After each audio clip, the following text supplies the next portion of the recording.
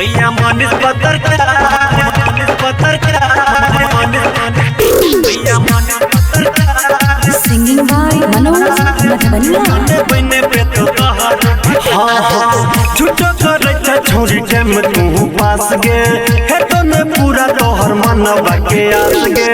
झूठो करे छोरी टाइम तू पास गे है तो ने पूरा तोहर मनवा के आस गे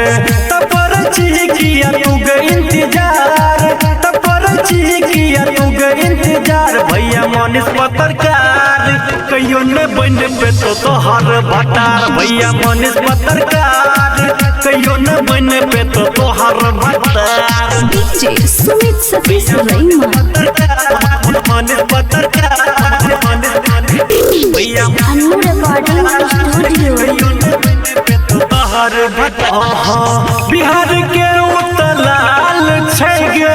चले छ हरदम शान से कर छै रिपोर्टिंग सगरो भैया अपना ईमान से बिहार के उतलाल छै गे चले छ हरदम शान से कर छै रिपोर्टिंग सगरो भैया अपना ईमान से